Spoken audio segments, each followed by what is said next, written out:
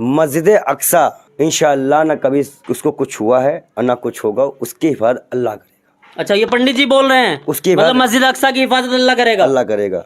बाकी फिलिस्तीनियों और यहाँ के मुसलमानों की तरह वहाँ के मुसलमान टिकटॉक में नाच नहीं रहे हैं, गाना नहीं गा रहे हैं, पठान में पैसे नहीं उड़ा रहे हैं।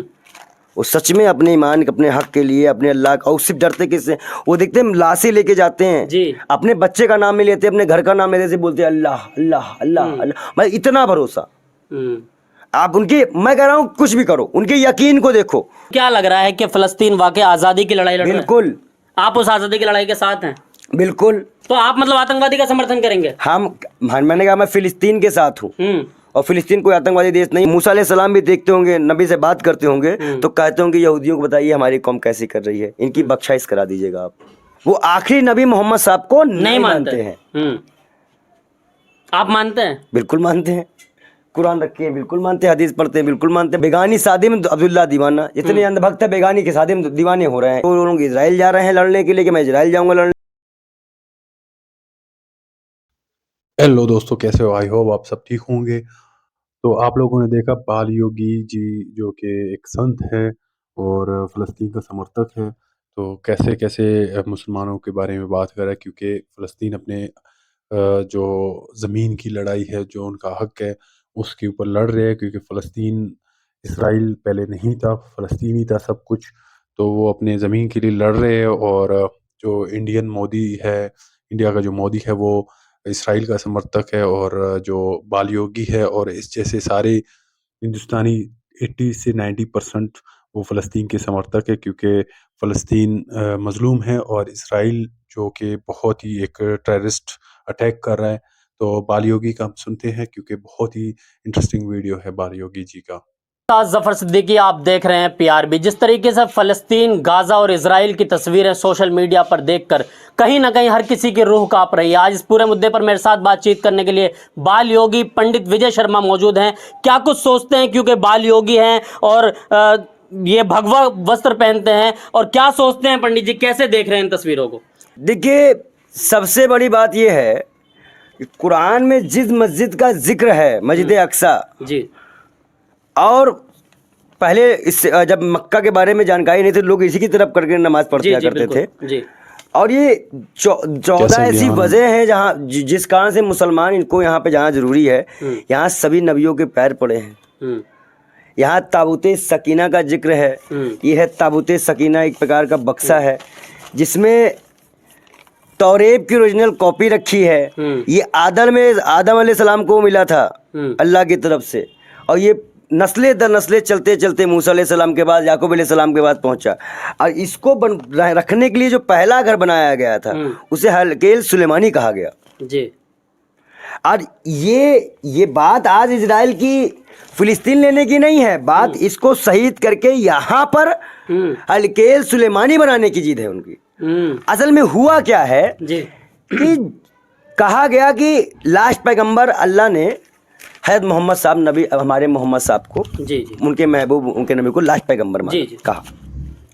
तो जब अल्लाह ने कह दिया कि लास्ट पैगंबर हज़रत मोहम्मद साहब है, पूरे उम्मत के लिए है, कुरान पूरे उम्मत के लिए है, उसको सबको मानना है, चाहे वो यहूदी हो, इजरायली हो, एक्स वाई जेड, कोई भी जितनी फिरके हैं। लेकिन यहूदियों का मानना है कि ये नबी हमारे कौम से आएंगे जी। वो आखिरी नबी मोहम्मद साहब को नहीं मानते हैं। आप मानते हैं? बिल्कुल मानते हैं। कुरान रखे हैं, बिल्कुल मानते हैं। हदीस पढ़ते हैं, बिल्कुल मानते हैं। बता रहे हैं, बिल्कुल मानते हैं। अब सबसे बड़ी बात यह है कि ये मस्जिद अक्सा जो इतनी पाक साफ है, जहाँ पे फिलिस्तीनियों का दिल बसता है जी, और पूरे विश्व के मुसलमानों का दिल बसता है जी। लेकिन 1948 में जब हिटलर ने इनको भगाया तो कहाँ है? फिलिस्तीन आए। फिलिस्तीनियों ने इनको अपनी जगह दी, अपनी जमीन दी रहने के लिए। और ये क्या कर रहे हैं? जब वो नमाज पढ़ने के लिए सर झुकाते हैं तो उनको लात मारी जाती है, जब दुआ में सर ऐसे करते हैं तब उनको लात मारी जाती है। ये क्या हो रहा है? और किसके लिए कर रहे हैं ये लोग? सिर्फ ताबूते सकीना को पाने के लिए जी, जो एक लकड़ी, खास लकड़ी का बना था, इस शमशाद की लकड़ी का बना हुआ था। और ये मैंने कहा ना कि ये आदम अलैहिस्सलाम से नाजिल हुआ जिनको, और ये नस्ले दर नस्ले मूसा सलाम तक गया ये बक्सा। ये ताकतवर बक्सा था, इसको इजरायली युद्ध में ले जाया करते थे, खोल के रख दिया करते थे, तो उनके अंदर से डर खत्म हो जाया करता था कि अल्लाह का हाथ उनके, उन्होंने कई जंगें जीती हैं इससे।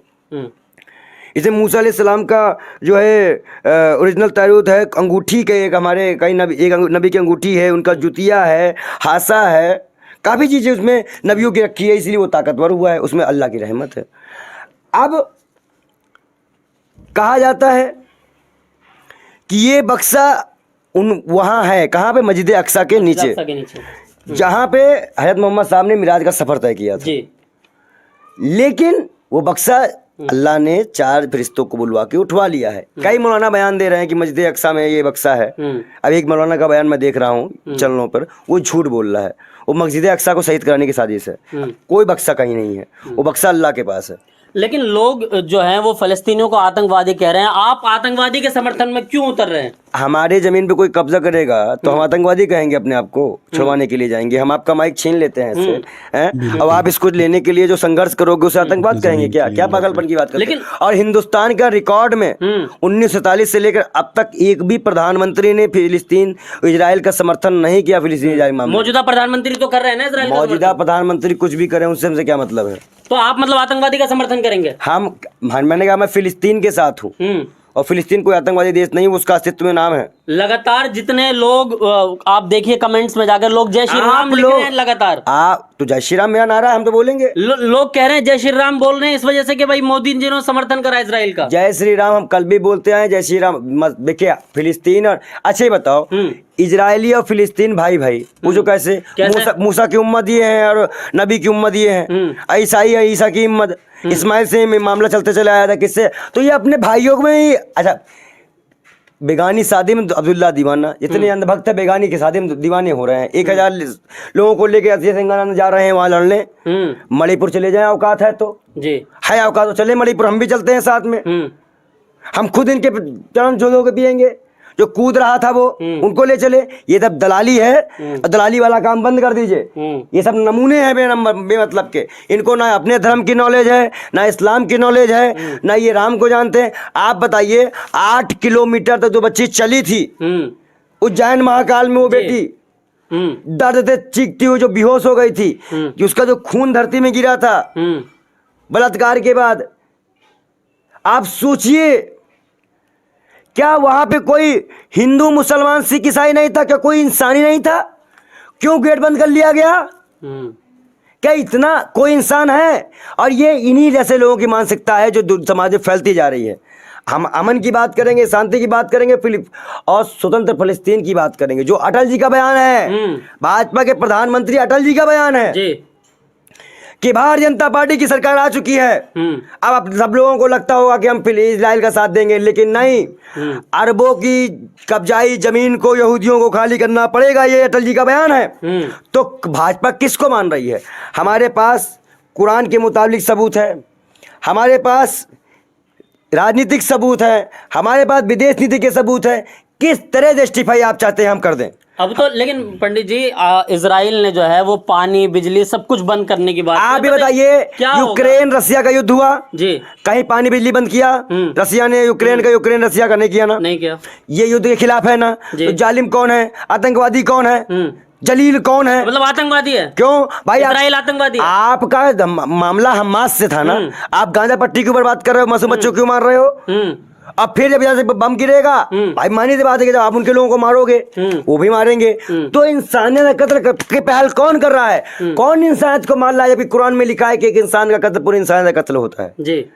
कुरान के 8वें पारे 28वें पारे में लिखा है कि अगर कोई गैर मुस्लिम गैर हिंदू गैर ईसाई कोई भी धर्म अगर आपसे अच्छे ताल्लुकात रखता है तो आपको अच्छे ताल्लुकात रखना चाहिए। अच्छे ताल्लुकात रखने वाले को अल्लाह जो है रहमत देता है, उसको ज़कात देनी चाहिए, उसकी मदद करनी चाहिए, उसको गिफ्ट देने चाहिए। ये कुरान कहता है। अब जो कुरान नहीं मानेगा उसे हम क्या कहेंगे? उसे मुसलमान कहेंगे? नहीं कहेंगे। जो गीता नहीं मानेगा उसे हिंदू कहेंगे? नहीं कहेंगे। तो इजरायली कौन सी कुरान मान रहे हैं? कौन से अल्लाह को मान रहे हैं? और अल्लाह को मान रहे हैं तो उनके प्यारे सबसे प्यारे नबी सबसे प्यारे महबूब जी, जिनका नाम लेने में आंखों से आंसू गिर जाते हैं, रुआं खड़ा हो जाते हैं और आदमी जो है ऐसे करता है जी, उन नबी के लिए आप उनके उम्मतियों को लात मारते हो जब भी उनकी बात करते हैं, जबकि आपके भी नबी को जी उन्हीं के हमारे हज़रत मोहम्मद साहब ने 1,24,000 नबियों को बुला के वहां नमाज अदा कराई थी। आप समझ लीजिए तो कैसे ये किसको मान रहे हैं? तो ये ना यहूदी हैं, यहूदी कौम। आज मूसा अलैहि सलाम जो कि अल्लाह से रूबरू, यही एक नबी थे जो अल्लाह से रूबरू जी। बाकी तो पर्दे से ही हमारे नबी ने बात की थी, नमाज कम कराई थी और भी कई काम किए थे। लेकिन आज मूसा अलैहिस्सलाम भी देखते होंगे, नबी से बात करते होंगे तो कहते होंगे यहूदियों को बताइए हमारी कौम कैसी कर रही है, इनकी बख्शाइश करा दीजिएगा आप। तो पंडित जी आखिर कैसे सारा मसला हल होगा? क्योंकि आप देश के प्रधानमंत्री अगर इजराइल के साथ नजर आए, आप भी तो इसी देश के नागरिक हैं, आप भगवा वस्त्र पहनते हैं, अब लोग आपके खिलाफ फिर सब चीजों को लिखेंगे। आपके सभी लोग नहीं है, कांग्रेस वर्किंग कमेटी, अच्छा, और भी कई दल और भी कई लोग कई साथ फिलिस्तीन के साथ है। हमने भी आज़ादी में चोटें खाई हैं, हमारे लोग भी शहीद हुए हैं, हमें पता है दर्द। मस्जिद अक्सा इंशाअल्लाह ना कभी उसको कुछ हुआ है और ना कुछ होगा, उसकी हिफाजत अल्लाह करेगा। अच्छा, ये पंडित जी बोल रहे हैं उसकी मतलब मस्जिद अक्सा की हिफाजत अल्लाह करेगा? अल्लाह करेगा। बाकी फिलिस्तीनियों और यहाँ के मुसलमानों की तरह वहाँ के मुसलमान टिकटॉक में नाच नहीं रहे हैं, गाना नहीं गा रहे हैं, पठान में पैसे नहीं उड़ा रहे हैं। वो सच में अपने ईमान, अपने हक के लिए, अपने अल्लाह का, और सिर्फ डरते किससे? वो देखते हैं लाशें लेके जाते हैं जी, अपने बच्चे का नाम नहीं लेते, अपने घर का नाम नहीं लेते, बोलते हैं अल्लाह अल्लाह अल्लाह अल्लाह। मैं इतना भरोसा आप उनके, मैं कह रहा हूँ कुछ भी करो, उनके यकीन को देखो। तो क्या लग रहा है कि फलस्तीन वाकई आज़ादी की लड़ाई लड़ रहा है? बिल्कुल। आप उस आज़ादी की लड़ाई के साथ हैं? बिल्कुल। आप क्या बताया, इतना बयान दे चुके। इजराइल के साथ तो नहीं है? ऐसा तो नहीं कल आपका बयान बदलता नजर आएगा पंडित जी? इजराइल के साथ ना हम कल थे ना आज हैं और ना रहेंगे। इजराइल ने जासूसी का पैकेज दिया हम लोगों को और महंगे महंगे हथियार दिए हम लोगों को। इजराइल से हमारी कौन सी दोस्ती? इजराइल से क्या इससे पहले दोस्ती नहीं थी क्या? लेकिन इंदिरा गांधी के टाइम में बहन भाई का नाता था फिलिस्तीन और इंडिया का। हम अपने सभी प्रधानमंत्रियों को देखेंगे, हम इनके दो आज ये हैं कल नहीं है प्रधानमंत्री। क्या 5 साल में चेंज ही होना है, वैसे 24 में चेंज हो रहे हैं। तो हम फिलिस्तीन के साथ हमारे पूरे प्रधानमंत्री थे। तो दोस्तों आप लोगों ने देखा बाल योगी जी कितनी खूबसूरत बातें कर रहे हैं और फ़लस्तीन के बारे में, नबियों के बारे में, और फ़लस्तीन के समर्थक भी है काफ़ी ज़्यादा, और कह रहे हैं कि जब जंग छिड़ेगा हमें बुलाएंगे। जंग तो छिड़ा हुआ है ऑलरेडी, जब हमारी ज़रूरत पड़ेगी तो हम भी जाएंगे फ़लस्तीन की तरफ से। और ये इसराइल को समझना चाहिए यहाँ पे। वो कह रहे हैं कि वो जुल्म कर रहे हैं फ़लस्तीनियों पे, उनकी अपनी ज़मीन है, जगह है, और ये काफ़ी ज़्यादा वहाँ पे जुल्म इन्होंने बर्पा किया हुआ है। तो बाल योगी जी का मैं क्या कहूँ, इनका ज्ञान इतना ज़्यादा है कि काफ़ी ज़्यादा कुरान के बारे में, बाइबल के बारे में, हज़रत मूसा और उस्मानिया सब चीज़ों के ऊपर जो बाल योगी जी हैं उनका काफ़ी ज़्यादा ज्ञान है। और ये दूसरों को भी समझना चाहिए, जो नाम नहात मौलवी हैं उनको भी समझना चाहिए कि एक योगी जी कैसे बोल रहे हैं और उनको वो हक के साथ में हैं। और इंडियन जो दूसरे हैं बीजेपी वाले, उनको भी समझना चाहिए। और सल्यूट है बाल योगी को।